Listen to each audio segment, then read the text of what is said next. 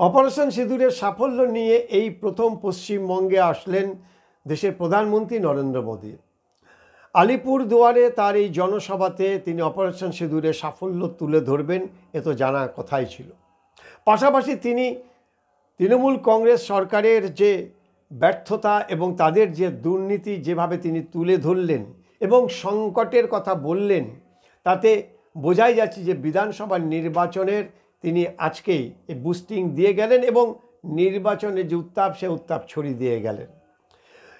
প্রধানমন্ত্রী হয়তো জানেন না যে পশ্চিমবঙ্গের প্রত্যেকটি মানুষ তারা জানেন যে গত 10-12 বছর ধরে এই তৃণমূল কংগ্রেসের দুর্নীতি এবং আইন শৃঙ্খলার অবনতি থেকে আরম্ভ করে নানা ধরনের সামাজিক অবক্ষয়, সামাজিক সমস্যা পশ্চিমবঙ্গের মানুষ হাড়ে হাড়ে জানে। প্রধানমন্ত্রী না বললেও চলতো, সেটা পশ্চিমবঙ্গের মানুষ জানে।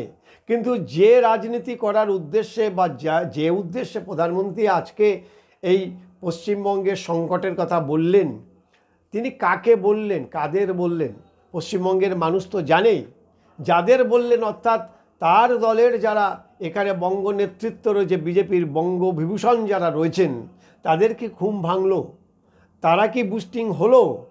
আমার মনে হয় যে হবে না। তার কারণ 2016 থেকে 2024 পরপর 4টি যে নির্বাচন হয়েছে, একমাত্র 2019 ছাড়া কোনো নির্বাচনেই অন্তত আর যাই হোক এই বঙ্গ বিজেপির যারা রয়েছেন বিভূষণরা, তারা বিভীষণ হয়েই থেকে গেছেন। নিজেদের মধ্যে খাওয়াখাই, নিজেদের মধ্যে মারপিট, নিজেদের মধ্যে রেষারেষি, ইগোর লড়াই, এই নিয়েই চলছে বিজেপি। ফলে এই বিজেপি ব্রিগেড নিয়ে প্রধানমন্ত্রী যদি বাংলা জয়ের স্বপ্ন দেখেন, তাহলে তিনি বলতে হয় যে ছেঁড়া কাঁথায় শুয়ে তিনি লাখ টাকা না কোটি টাকার স্বপ্ন দেখছেন। যে সংগঠন মূলত এই রাজনৈতিক দলগুলি পরিচালনা করে, সেই বুথ ভিত্তিক সংগঠন বিজেপির আছে। এই মুহূর্তে পশ্চিমবঙ্গে প্রায় 80,000-এর বেশি বুথ রয়েছে। যে পোলিং বুথগুলিতে এখানে এজেন্ট বা এই বুথ যারা এজেন্ট, তাদের একটা বিরাট ভূমিকা থাকে। সেই বুথ এজেন্ট 80,000-এর বেশি বুথ এজেন্ট দেবার মতো ক্ষমতা কি বিজেপির সাংগঠনিক শক্তি আছে? এক কথায় বলা যেতে পারে না।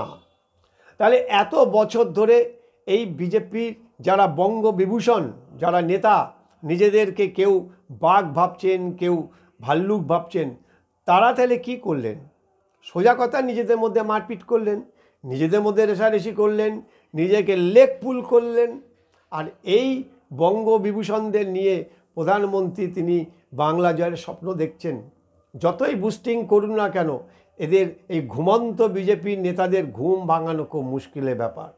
খুব সামান্য একটি সমস্যার কথা আমরা আপনাদের সামনে তুলে ধরব। বিজেপির রাজ্য সভাপতি এখনও নির্বাচিত হয়নি। ভোটের দেরি মেরে কেটে আর বড়জোর 10 মাস। কবেই বা সভাপতি নির্বাচিত হবেন? কবেই বা সভাপতির নেতৃত্বে অন্যান্য সমস্ত সংগঠনের যে সমস্ত মাথারা, শীর্ষ মাথারা রয়েছেন, তারা ঝাঁপিয়ে পড়বেন? কোথায় কখন এই বুথভিত্তিক এই আলোচনা মিটিং হবে? মানুষের দ্বারে দ্বারে কখন যাবেন? কেউ জানে না। পুরোটাই আল্লাহর নামে, ভগবানের নামে ছেড়ে দিয়ে বসে আছেন। রাজ্যের মানুষ তারা ভোট দিতে যাবেন, তারা তৃণমূলের বিরোধিতা করছেন, তৃণমূলের উপরে বিভিন্নভাবে ক্ষিপ্ত, নানা দুর্নীতিতে তারা ক্ষিপ্ত। কিন্তু সে তো 10 বছর ধরে এই দুর্নীতির পালা চলছে। কিন্তু যতবারই দুর্নীতির পালা এসছে, তত বেশি করে ভোট পেয়েছে তৃণমূল কংগ্রেস। তার প্রধানমন্ত্রী তার প্রথম এবং শেষ কাজ যতটা সম্ভব এই বঙ্গবিভূষণ যে বিজেপি নেতারা রয়েছেন, তাদেরকে আগে ঠিক করতে বলুন, তাদেরকে একত্রিত হতে বলুন, সাধারণ মানুষের কাছে গিয়ে এই দুর্নীতির কথা তুলে ধরতে বলুন। বিকল্প কি সরকার আসছে, বিকল্প সরকার আসলে কি কি করবে, সেটা সাধারণ মানুষের সামনে প্রজেক্ট করতে বলুন। তবেই তো মানুষ বিকল্প দেবে কিনা বা বিকল্প চাইবে কিনা সেই প্রশ্ন আসবে। প্রধানমন্ত্রী যাচ্ছেন, এরপরে স্বরাষ্ট্রমন্ত্রী আসবেন। অমিত শাহ, যাকে নাকি চাণক্য বলা হয়, জানি না তিনি কী চাণক্য, কারণ 2021-এ মুখ থুবড়ে পড়েছিল, আপকি বার 200 বার মুখ থুবড়ে পড়েছিল। 2024-এ স্বপ্ন দেখা হয়েছিল 30-এর বেশি আসন, সেখানে ভারতে গিয়ে থেমে গেছে। এবারে আবার তিনি কি স্বপ্ন দেখান বা কি চাণক্যবাণী শুনি যান, সেটা সময় বলবে। তবে অপারেশন সিঁদুরের সাফল্য এবং পশ্চিমবঙ্গের যে সংকটের কথা প্রধানমন্ত্রী বলে এখানকার বঙ্গ বিজেপির সহকর্মী সমর্থক নেতাদের বুস্টিং করে গেলেন, আদৌ তার এই কথায় এরা বুস্টিং হবে কি না, বা শক্তি বা তাদের সেই বলতে গেলে যে এনার্জি, সেই এনার্জি পাবে কি না, সন্দেহ থেকেই যাচ্ছে।